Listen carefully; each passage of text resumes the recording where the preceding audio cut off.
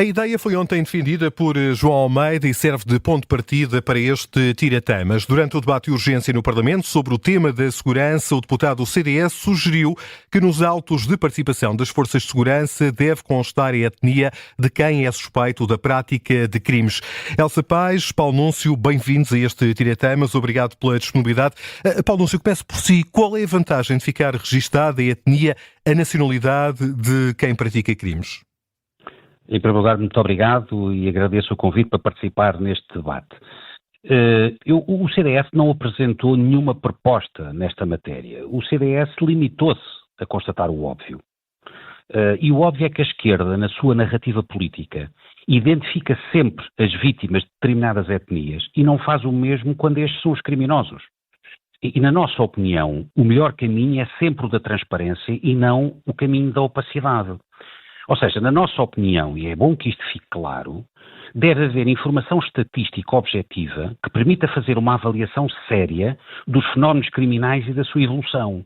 Pelo contrário, a opacidade na informação sobre a prática de crimes pode levar a situações como a que aconteceu no Reino Unido, que é um verdadeiro escândalo, que envolveu, como sabemos, supostamente violações praticadas por cidadãos britânicos, embora com antecedentes paquistaneses, que foi ocultado durante mais de uma dezena de anos.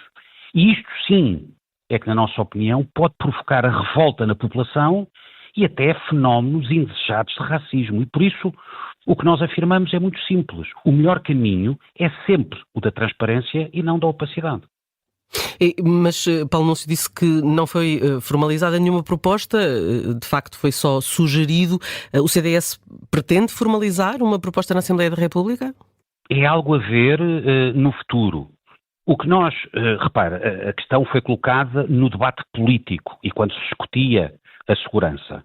E o que nós quisemos denunciar é a hipocrisia da esquerda. E a hipocrisia da esquerda, como lhe disse, que quando as vítimas de determinados crimes pertencem a determinadas etnias, a esquerda procura identificar esses crimes como crimes que têm subjacente uma lógica de racismo, mas por outro lado esquece-se de fazer o mesmo quando os criminosos pertencem também a determinado tipo de etnias. E por isso o que nós queremos, exatamente para evitar narrativas falsas de antirracismo ou de promoção do racismo, é que haja informação objetiva, estatística, para que essa informação permita uma avaliação séria e não falsa dos fenómenos de criminalidade e da sua evolução. E, na nossa perspectiva, isso só é possível com mais transparência e não com opacidade. Repara, aquilo que se passou no Reino Unido é algo que deve levar a uma análise profunda do que se passa em países democráticos, em Estados de Direito democráticos. Aquilo que se passou no Reino Unido não pode acontecer noutros países e por isso é importante que haja transparência na informação. Elsa Paz, boa tarde também, bem-vindo e obrigado pela disponibilidade. Havia algum inconveniente nesta referência sugerida pelo CDS à etnia, nacionalidade de quem pratica crimes? Tudo bem, começo por agradecer o convite e louvar desde já o debate. Eu acho que essa ideia é um absurdo e que muito contribui para a estigmatização de etnias, contrariando a aplicação do princípio constitucional do direito, onde todos os cidadãos e cidadãs devem ser tratadas de igual modo no quadro do artigo 13º da nossa Constituição.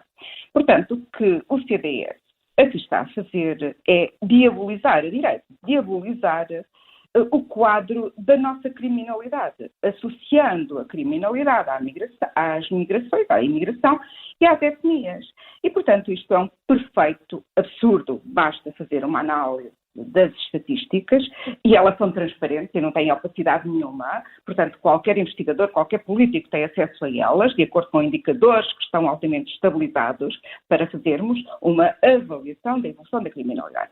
E o que esses dados nos dizem é que nós somos um dos países mais seguros do mundo. Aliás, isso é produto, inclusivamente, de avaliações internacionais no quadro do Global Peace Index. Portanto, somos um país seguro, aliás, a nossa segurança vem aumentando nos últimos anos. Não há necessidade de estarmos a diabolizar aquilo que são fenómenos criminais e, como tal, devem ser analisados e entendidos. Também sabemos, por exemplo, e até no sentido do que eu estou a dizer, hoje há menos criminalidade grave em 2023 do que havia em 2005, onde havia mais 1.500 crimes graves. Em 2003, portanto, há muitos anos, havia mais 45 mil crimes praticados do que em 2023. E o roubo, segundo os dados também do RASI na via pública, diminuiu para metade de 2005 para 2023. Portanto, não diabolizemos.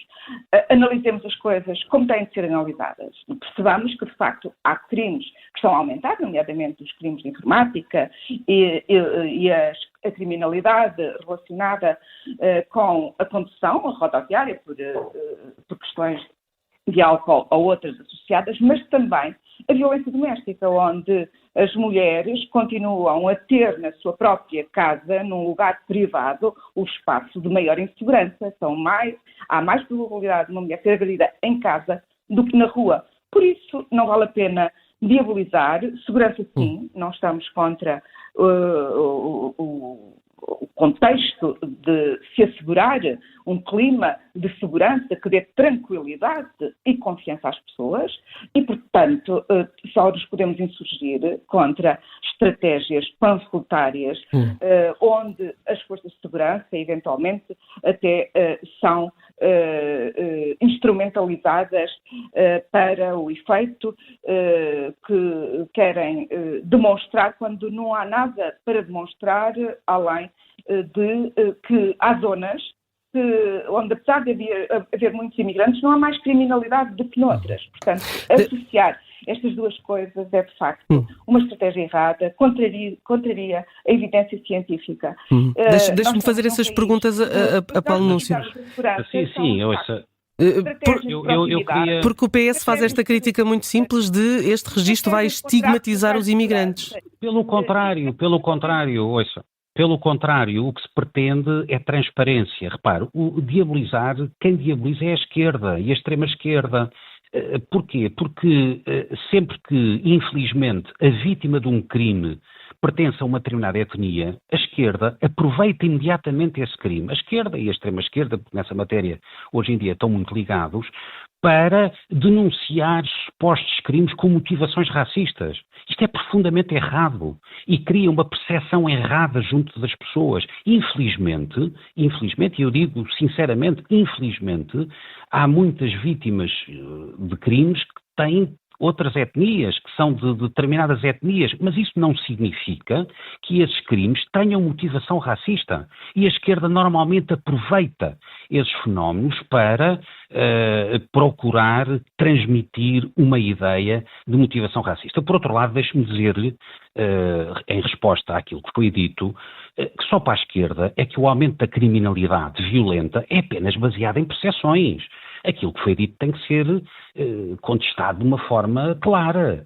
No relatório anual de segurança interna de 2023, aliás, o último ano em que teve em funções o governo socialista, os números sobre a criminalidade e principalmente a criminalidade violenta são profundamente preocupantes. Tivemos um aumento de 8% nas participações criminais, 8% na delinquência juvenil, um aumento de 14% na criminalidade grupal, um aumento de 5% na criminalidade violenta e grave, um aumento de 68% nos crimes de tráfico de pessoas e de imigração ilegal e um aumento de 19% nos crimes de tráfico e consumo de estupefacientes. E por isso, se a esquerda não quer olhar para os números e não quer perceber que os números são preocupantes, é um problema da esquerda, mas a realidade sobrepõe-se à ideologia e estas teimosias ideológicas da esquerda. O Portugal continua a ser um país seguro. Felizmente continua a ser um país mais seguro do que outros países com os quais nós nos comparamos. Mas o Governo faz bem em colocar a segurança como uma prioridade da ação governativa, exatamente para que Portugal continue a ser um país mais seguro do que outro. Paulo Núncio, deixa-me só esclarecer E nesse sentido, deixe-me só terminar este ponto. E nesse sentido, é muito importante, olha, a estratégia levou exatamente a um aumento significativo, ao contrário do que estava a dizer há pouco, e baseado em dados objetivos, a um aumento significativo da criminalidade séria e violenta. Por isso, nós temos, de facto, que dotar as nossas polícias de meios para que possam eficazmente combater o crime e manter a segurança e a tranquilidade das populações. E esta informação é uma delas. Elsa Paes, queria contrapor. Eu só queria rebater, porque as análises da evolução da criminalidade têm que se fazer em séries temporais, e eu dei números de séries temporais. Há menos criminalidade em 2023 do que havia em 2005. Havia mais 1.500 crimes graves em 2005 do que há hoje. Portanto, nós temos que fazer análises sérias dos números para não virmos aqui com estas ideias panfletárias que por trás encobrem um processo ideológico de estigmatização de determinadas comunidades ou etnias. Pelo contrário, não foi nada disso que foi dito. 80%. Não foi absolutamente nada disso que eu disse. Eu não falei minimamente de qualquer tipo de questão relacionada com comunidades de imigrantes. Portanto, os indicadores estão muito bem definidos e o combate à criminalidade pode ser feito com base nestes indicadores. Não precisamos associar indicadores de raça, nem outro tipo do que aqueles que já existem no RASI. E é com base nesses elementos que podemos desenvolver um policiamento de proximidade, sim, estratégias preventivas, reforçar os contratos locais de segurança, reforçar os projetos de escola segura que vinham do anterior governo, o projeto Idoso em Segurança, concretizar o investimento previsto na Lei de Programação de Investimento em Infraestruturas e Equipamentos, implementar uma estratégia integrada de segurança urbana. Sr. Deputado, há muita coisa para fazer. Era só dar continuidade em vez de o problema é que o PS não fez nada durante 8 anos e este governo é obrigado a fazer muito mais que o PS fez para inverter o aumento da criminalidade que surgiu relativamente a 2023. Em nada ajudam a tranquilizar e a dar confiança às pessoas. Nós estamos num país seguro. Não há aquela criminalidade que fala na rua. Não existe. Isso é uma invenção. Claro que existe alguma criminalidade, mas não com essa dimensão com que nos fala dela. Porque... Vamos não mudar sou eu de que tema. falo, são os dados objetivos. É o relatório anual de segurança interna. A esquerda é que não gosta de olhar para isso, porque a esquerda tem sempre complexos relativamente a problemas de segurança e a questões de soberania. O nosso tempo não estica, ainda temos aqui outro tema para tratar. São os índices europeus e internacionais. Portugal é um dos países mais seguros do mundo. Ocupa o 7º lugar, ocupava o 11º há poucos anos e diminuiu, ou melhor, aumentou o nível de segurança para 7º. Portanto, não diabolizem, porque ao diabolizar em nada contribuem para o combate de fenómenos criminais, que obviamente existem em nacionais e em todo tipo de comunidades, mas têm que ser encarados como fenómenos de casos de polícia, que é nesse quadro que devem ser combatidos em função vamos então contextos e não da etnia ou de outra característica qualquer individual da pessoa que cometeu determinado tipo de crime. Ficaram claras as vossas posições. Deixem-nos agora mudar de tema, porque o nosso tempo é curto e na próxima sexta-feira o Parlamento vai votar uma série de propostas de alteração à Lei de Interrupção Voluntária da Gravidez. O PS, por exemplo, sugere uma alteração dos prazos das atuais 10 semanas para 12 para interromper a gravidez. O que é que motiva esta proposta de alteração, Elsa Paes? A nossa lei tem 18 anos, ela foi tardia já na altura, em 2007, mas foi fundamental para assegurar o direito das mulheres à saúde sexual e reprodutiva e, portanto, ao fim de 18 anos é urgente, até porque as avaliações também pedem isso, porque há constrangimentos. Ainda hoje tivemos a ouvir a entidade reguladora de saúde que acabou de emitir um relatório de 2023 sobre a avaliação da aplicação da lei e há, de facto, constrangimentos e obstáculos que têm que ser vencidos 18 anos depois desta lei estar em vigor.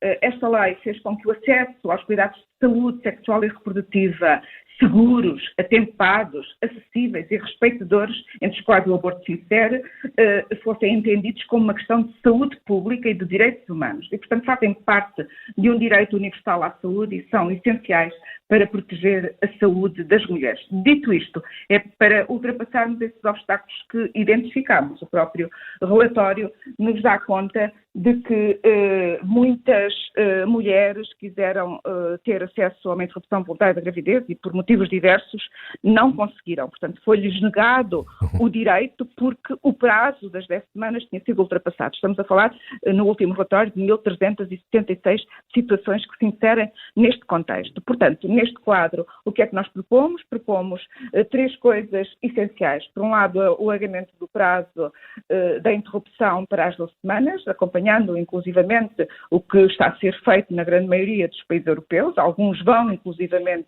muito além das 12 semanas. Há países que vão inclusivamente às 20. Portanto, acho que é um prazo muito razoável de evolução da própria lei. Por outro lado, também propomos a regulamentação da objeção de consciência. Como sabe, há falta de médicos não objetores e isso não pode culminar na violação de direitos à saúde por parte das mulheres. E, portanto, se há aqui uma questão que tem a ver com a escassez de médicos para praticarem este ato clínico, tem que se olhar para esta situação para que nenhuma mulher fique desprotegida quando quer fazer uma interrupção voluntária da gravidez e fica muitas vezes. Por outro lado, também, e também para isso, também propomos a eliminação do período de reflexão. As mulheres, quando decidem fazer uma interrupção, já pensaram muito, não precisam de ser tuteladas nem pelo marido, nem pelo Estado, como o PSD, em 2015, queria e chegou a aprovar uma lei nesse sentido, que felizmente foi revertida. Portanto, são estes os 3 aspectos essenciais que nós propomos agora na revisão da lei da interrupção voluntária da gravidez. O CDS também submete à apreciação do Parlamento um conjunto de propostas, por exemplo, quer mudanças no que diz respeito ao acompanhamento de mulheres que manifestem o desejo de interromper a gravidez. Sugere uma nova redação em que desaparece a expressão disponibilidade de acompanhamento para passar a ser referido apenas acompanhamento. Paulo Núncio, pretende o CDS impor este acompanhamento? O CDS, desde a sua fundação, é um partido que sempre foi um partido pró-vida. É um partido que sempre esteve ao lado do direito à vida. Está no nosso ADN como Partido Democrata Cristão. E por isso quero começar por dizer que o CDS foi o único partido que esteve corajosamente ao lado da vida e contra a liberalização do aborto nos 2 referendos já foram realizados. E por isso estaremos, é a primeira nota que lhe queria dar, estaremos hoje outra vez na linha da frente contra o alargamento dos prazos do aborto livre que são propostos pela esquerda e pela extrema-esquerda. Por um lado, por razões estruturais, porque somos frontalmente contra o aborto livre, mas, por outro lado, por razões formais. Repare, a atual lei de 2007 resultou de um referendo, embora não vinculativo. Por isso, nós consideramos que as alterações estruturais à lei, designadamente prazos para se fazer um aborto, só poderão ser realizados depois da realização do novo referendo. Repare, alterar a lei, permitindo o aborto livre até às 12 e mesmo até às 14 semanas, demonstra um profundo desprezo e desrespeito pelos eleitores. O PS quer liberalizar ainda mais o aborto livre. Pois bem, convoquem o novo referendo e ouçam novamente os portugueses. Deixe-me dizer-lhe, para além disso, outra coisa que me parece bastante curioso e que demonstra uma enorme hipocrisia do PS nesta matéria. O PS governou durante 8 anos. E muitas vezes com maioria absoluta, e decidiu não alterar a lei. Passa para a oposição e já quer alterar a lei. Demonstra uma profunda hipocrisia e um desrespeito profundo pelo eleitorado. Mas o CDS não quer ficar por aqui. O CDS quer ir à raiz dos problemas. E por isso queremos que cada mulher grávida tenha acesso a toda a informação sobre o seu bebê e tenha todo o apoio que necessite, quer do Estado, quer das IPSS, para que possa continuar e prosseguir a sua gravidez.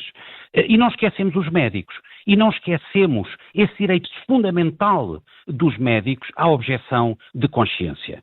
Porque o dever do médico é salvar vidas, não é eliminá-las. E por isso reforçamos o direito à objeção de consciência, porque ninguém pode ser obrigado a fazer um aborto contra a sua consciência. E fazemos uma coisa em concreto.